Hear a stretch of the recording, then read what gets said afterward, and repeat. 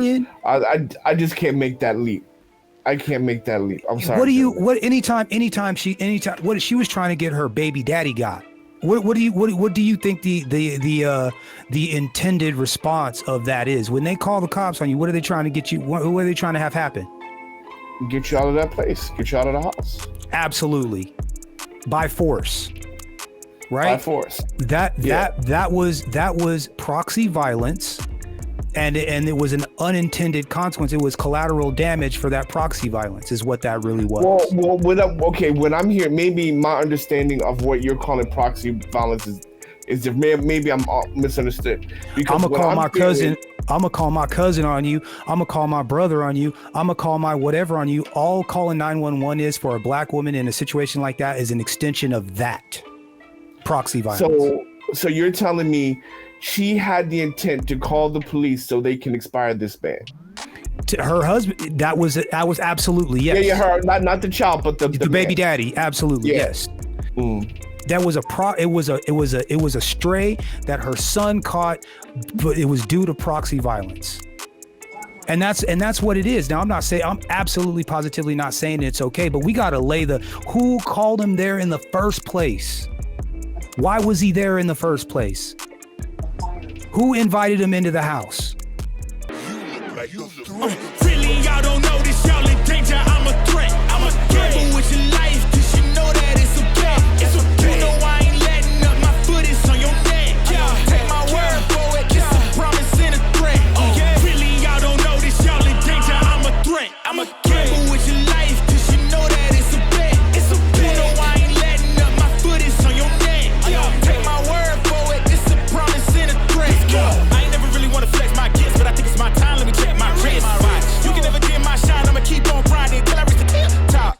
Brother Issa, so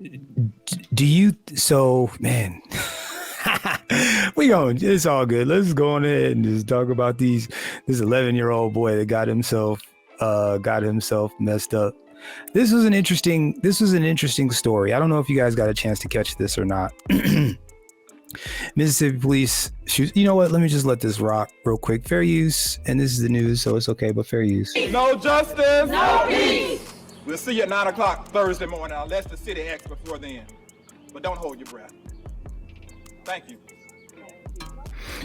He said his words to me was, "Why did he shoot me? What did I do?" And then he just started crying. I want you to pay attention to this one right here.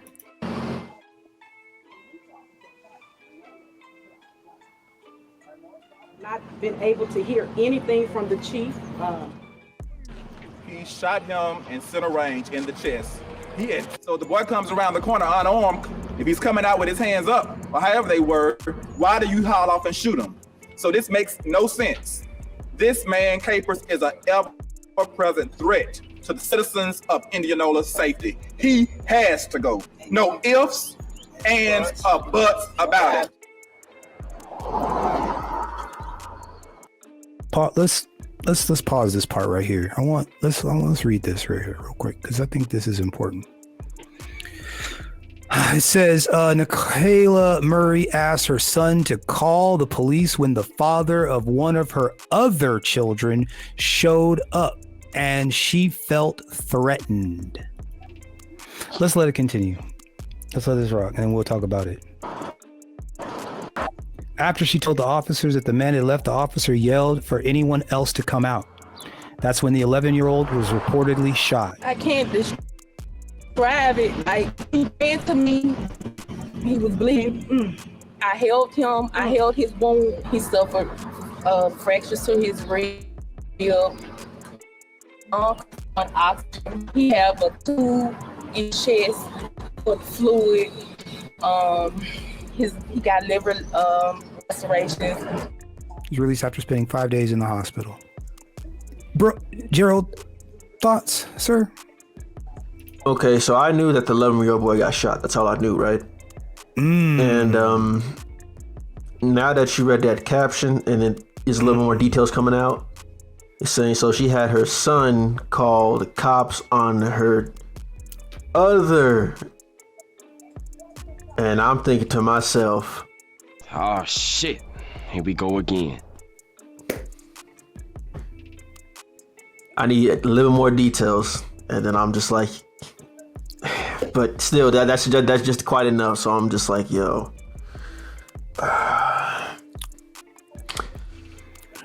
So broken thoughts, and we're gonna work our way around. I mean, just initially, like, what is there? What's the first thing that comes to mind? Low key, she set the kid up for a fall. Why didn't she? Did she say anything else to the cop? Like, oh, my son's in there, or something. All of my kids are in there. It shouldn't be a problem.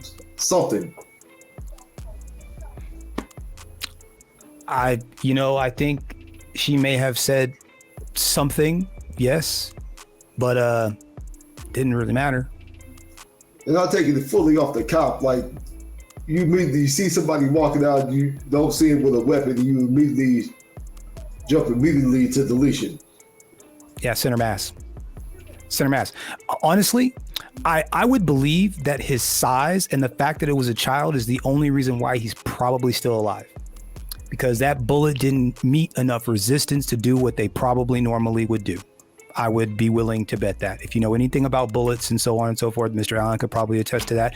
If it wasn't for the fact that he was such a small child, that might have been a worse situation for him. Tucker Tank Carson, sir, do you have any thoughts about this at all? I think this is a horrible, unfortunate situation. It makes me have more venom for police, because at the end of the day, the kid is still 11, and I don't know what a cop would think to shoot a child, right? So I mean, at the end of the day, it's unfortunate he was born in that kind of circumstances. But let's say if the child had a firearm himself, it's an 11-year-old kid, right? You scream, stand down, put your head, get on your knees, put your hands over your head, etc., right? I mean, at the end of the day, we could just clearly see what time the police are on. That's all I see from this, right? I mean, I can't. It's hard for me to put blame on anything other than the police. I mean, these guys are trained professionals. Do your job. Yeah, facts. Issa, what about you, sir? What are your thoughts? Just again, initially, because I have some kind of. I mean, go ahead. Initially, I don't know. It's just a weird situation, man. Like, you had for one, you had your 11-year-old son call the police. Like, you know what I'm saying? Why don't you call? And then number two, like, so I put like 0.1% blame on her. But the other 99.9, I got to put on the cop.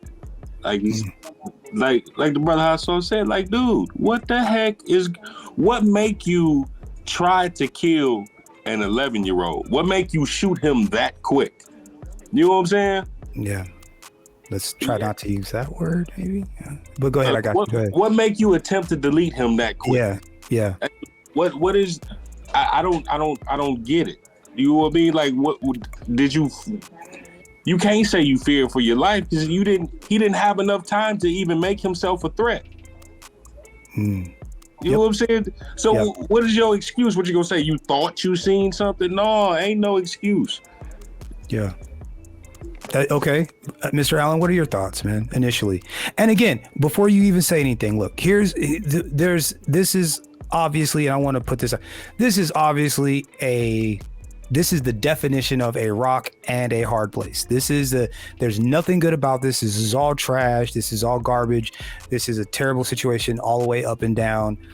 I want to get our thoughts about what happened.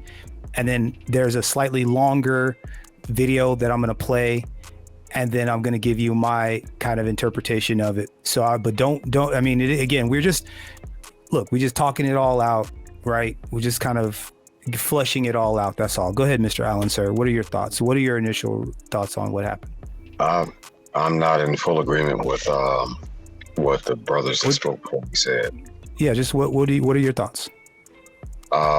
I believe that when the officer showed up, he did his job, because that's their job. Their job is to get rid of the problem.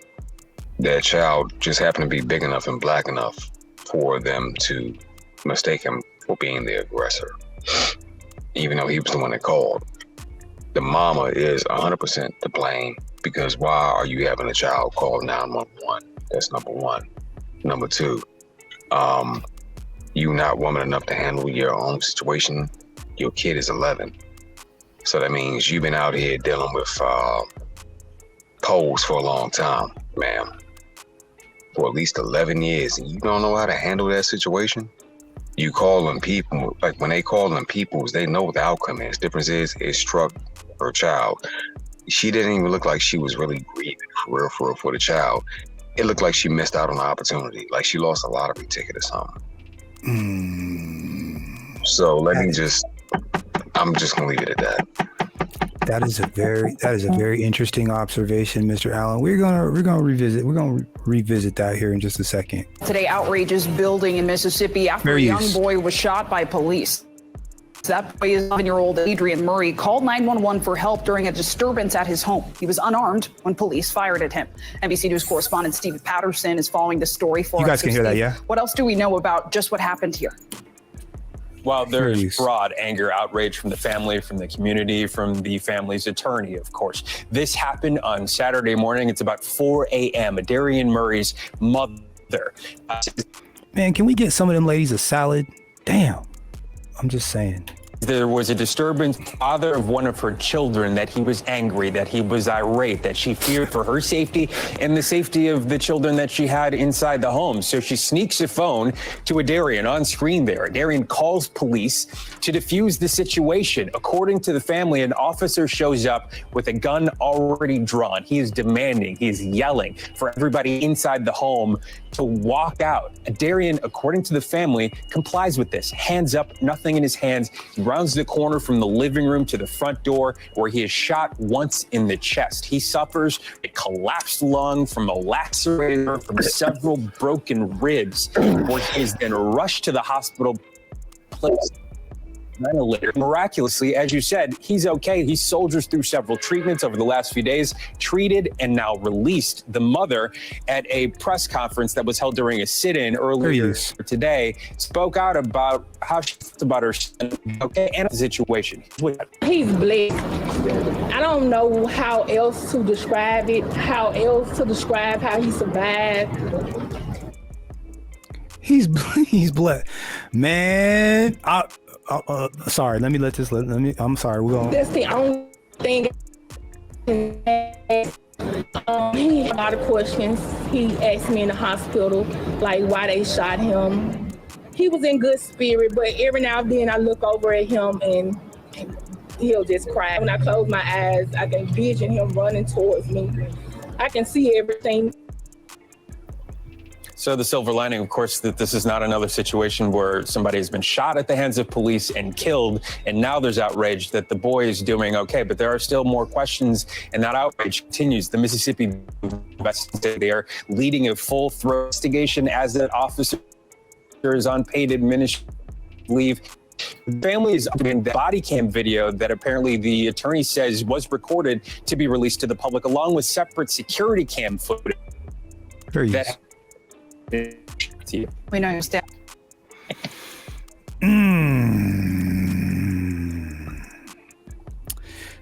Shout out to Tucker Tank Carson. There are no fathers, there are just father figures.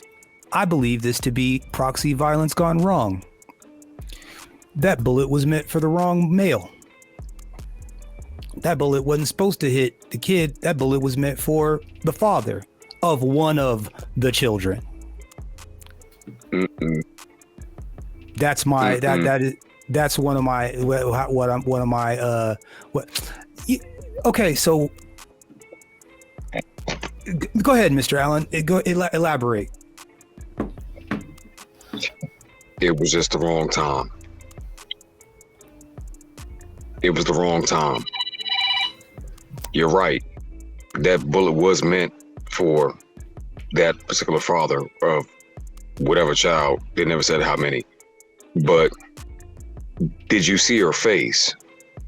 She said, I don't know how he survived. It wasn't no f***ing tears, brother. None. It was a lack of emotion. Like, I'm expecting him to get struck by something. But why now though? It was more a tone of disappointment in her voice than anything. So yeah, y'all took him out too fast. Then he lived. He lived. So that means I can't get that much money. How much I'm gonna get from the state if he die? Excuse me, if he expires. Oh, he gonna make it? Not as much. Damn. She looked disappointed. She looked saddened and disappointed. Yeah. Because her baby daddy was supposed to take that heat. That was why. Go ahead, Mr. Carson. Yeah, I mean, I can't, man. That's a little bit too far fetched for me to say that she's upset that her 11-year-old boy didn't, bite the bullet on that one. That's a little bit far stretch. Because at the end of the day, she's gonna get her cash, right? You shot an 11-year-old. You gonna get your money. So at the end of the day, I don't know, man. I just think I can't see how we not see this as an attack on Black people. It's 100%. It's 110% of what's called an attack on black people. My question is, why did the cop get there in the first place? Because moms gave the kid the damn phone to call the cops, which invited the cop into the house. That's where it starts.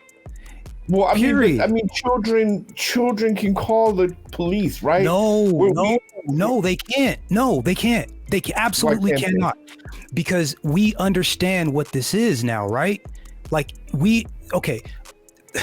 This is what we don't understand, man. This is us being engaged with the police in the first place is how we get caught up. Right? Terry stops, stop and frisk. They're not supposed to be able to engage with us unless there is a crime. They're not supposed to be able to come into your house unless they have a warrant or there is a crime. The calling of the cops is the invitation into the home. After you give them the invitation into the home, who knows what happens? It's out of your hands after that point. You have to hope that cop has discernment. You have to hope that cop's aggression gets put to the right person.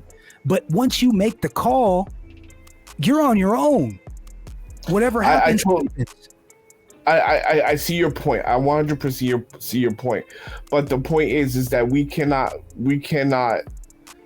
accept this as being Americans, man. Absolutely not. Where we can't call the police. We cannot call law enforcement without the fear of getting killed ourselves. I mean, at the end of the day, this is not okay. We can't, but here's the thing. We absolutely can't, but we got to figure out, like I said, the lovely ladies call the cops more than anybody else. Oh, absolutely. It's proxy violence, right? It was proxy violence. She might as well have pulled the trigger. I just can't make that leap. I can't make that leap. I'm sorry. Anytime she was trying to get her baby daddy got. What do you think the intended response of that is? When they call the cops on you, what are they trying to get you? What are they trying to have happen? Get you out of that place. Get you out of the house. Absolutely. By force. Right? By force. That was proxy violence.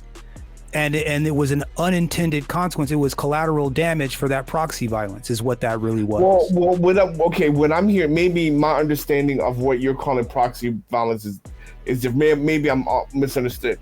Because I'm gonna call my cousin. I'm gonna call my cousin on you. I'm gonna call my brother on you. I'm gonna call my whatever on you. All calling 911 is for a Black woman in a situation like that is an extension of that proxy violence. So you're telling me she had the intent to call the police so they can expire this ban. To her husband, that was absolutely yes. Yeah, her, not the child, but the baby daddy, absolutely yes. Yes. I don't know, man. That's not okay. No, here's not maybe specifically, but that might not necessarily be the preferred consequence, but they absolutely understand what they're doing when they do it. Oh, it's an option. Okay, I'll give you. It's an option, but they're trying to get her. She was getting him out of there by any means necessary. And if he happened to catch a fade on the way out, whoops, my bad. You shouldn't have come in here talking to me. That was it was a stray that her son caught, but it was due to proxy violence. And that's what it is. Now, I'm absolutely positively not saying it's okay, but we got to lay who called him there in the first place? Why was he there in the first place? Who invited him into the house? Trying to get us got. Yeah, I hear you, man. I don't know. For me, it's just a bridge too far for me to jump myself. But I see your point, and that's what I can say. Well, I mean, because that's why we get that's the starting point, right? When we get these Terry stops, bro. Terry versus Ohio. This is how if they can engage with you. We don't understand our civil rights, gentlemen. We don't understand whether or not these cops should not be able to even engage with us. They shouldn't even be able to talk to you. Bro, if a police officer walks up to you and says, "Hey, what's your name?" You should be able to look at him like you're confused. You give him like the cock that, when the dog looks at you and is confused and he kind of cocks his head. You should be able to look at a police officer and look at him like this and keep on pushing. He's not supposed to be able to engage with you. It's him engaging with you and you having to deal with him is a violation of your civil rights. But it's not until you're driving and your papers aren't good. I smell marijuana. He feels like something may have happened, is when he can engage with you. And that's where we keep getting caught up. We shouldn't even be engaging with these people. And by not knowing the law is what keeps getting us caught up. That was proxy violence. Why didn't you call the baby daddy of one of the other kids that you got? Why was the baby daddy mad in the first place? Why was he upset? Why are they always upset? Who knows? You did something. Did the kid have the same pamper on for 2 days? Like no one. They never talked about that. They never do. What made that man so upset that you felt the need to call them people to come remove him? What happened? Melanated men, so-called black men, we aren't just inherently violent. Nah, you got to do something to us to push us to be angry. Yeah, and especially dealing with a big ass wild back like that. Geez, all of them, the whole damn family. But I mean, we already understand, bro. We know what it is. They call the police to get you up out of there. They know what it is. We got to stop. They use them like you. I'm gonna call my brother on you. I'm gonna call my cousin on you. I'm gonna real quick. Solo dolo, salute to you, bro. That's why I avoid them like the plague. And damn, it's me too. And that's sad. That is sad. Gerald, can I get 2 salutes for this man, please?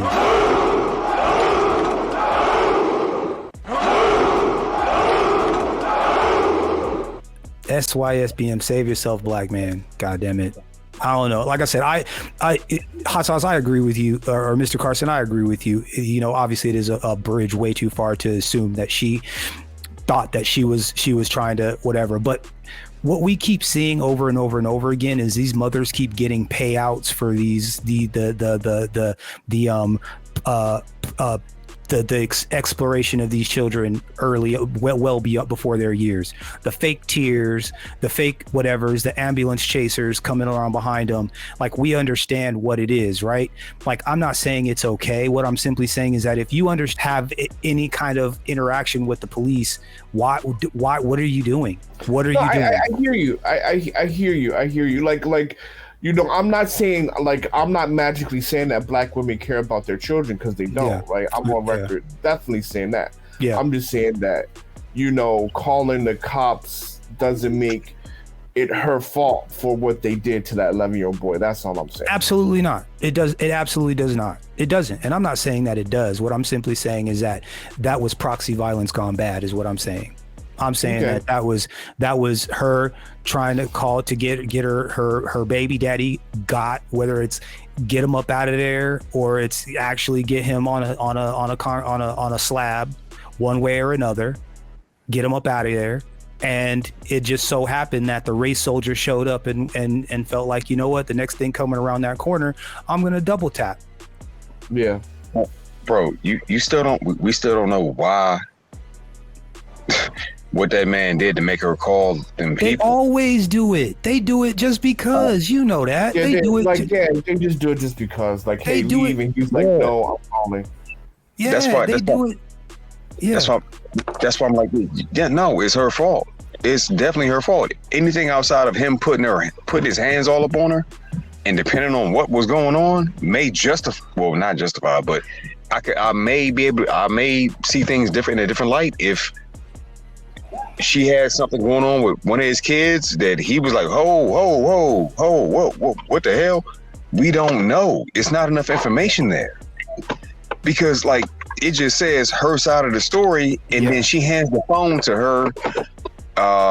Young, I'm gonna be big enough and strong enough in the next 4 to 5 years, protect her, and he gets tapped in the chest with a slug. It's her fault, bro. She had him call them people, and we don't know. It could have been an argument over hot fucking Cheetos.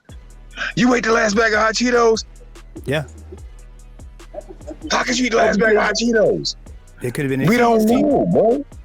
See, this is my issue when we're saying it's her fault, because we're saying that it's okay I'm not for saying the it's her police fault. to do what they do. But I mean, but when not saying whoever's that saying it's her fault, we're also saying that it's okay and it's the expected response of the police to do what just happened, and that's how I view it. When we say it's her I understand fault. that. I understand that. That is, and that again, that's why I always say we are absolutely positively between a rock and a hard place, because, you know, we can't even our tax dollars pay for these people, and we're supposed to be able to trust that when we call these people, if we have some sort of an emergency, they're going to act in good faith. Right. But our reality, our lived experiences, is showing that they don't operate in good faith. But what were the I'm gonna police get you in here, East, Brother Issa, real quick. I think Mr. Allen touched on it a second ago, because, and we're going to talk about it. Let me get this in real quick. Banzerlight one says, hold on. Because there is no, sorry, let me get this. We are not, none of us are wrong, right? It's just that, and we gotta muscle through this. Hold on. Am I wrong for thinking that the mayonettes will lead you to your doom and the lovely ladies will be your doom? I avoid both mayonettes, man. Whew, boy, this is heavy. I was going to talk some smack and get on some Twitter and maybe watch a couple girl fights and laugh a little bit, maybe laugh at some fat girls, but this got way heavier than it should have. Banzerlight one, salute to you, bro. And since we are hitting everybody with 2 salutes this evening, we're going to hit you with 2 salutes, please.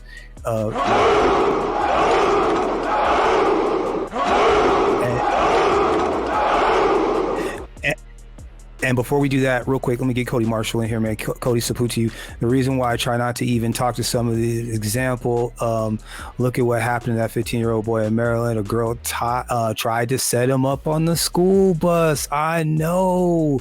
2 times for brother Cody Marshall, please.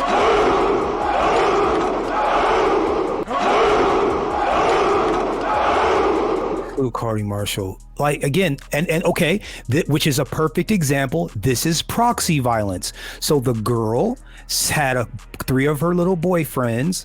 She text messaged them, let them know that the one boy that she didn't like was on the bus by himself, and those 3 boys rushed onto the bus and whooped him up.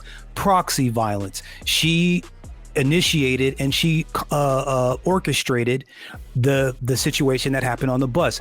That for and that little girl is locked up right now. They're treating her as an adult, and she has taken an attempted deletion charge, just like the boys are, which is what I think absolutely positively should happen. So the lovely ladies have been allowed to do this kind of thing to get us up out of there for years now, 50, 60 years now. Whenever they get mad, whenever they get upset, they know what they're doing when they do it, is what I'm saying. Now, I'm not saying that our expectation of the police isn't for them to operate in good faith and do their job as we see it, operating in good faith. However, and I believe Mr. Allen is not incorrect when he says he was doing their job, because their real job is errorism, if you know what I mean. They're made to bully and errorize us in our homes and in our neighborhoods, whatever that looks like. And that little boy was collateral damage, in my honest opinion. Now, Pretty much. Go ahead, Joe. Pretty much, the lovely ladies are the Eye of Sauron, and the 5-0 is the orcs. And once the eye's on us, then the orcs go to that place. And yeah, it's a rock and a hard place, man. We're fighting a war on two fronts. Yeah, it really is. Okay, all right. So we're gonna.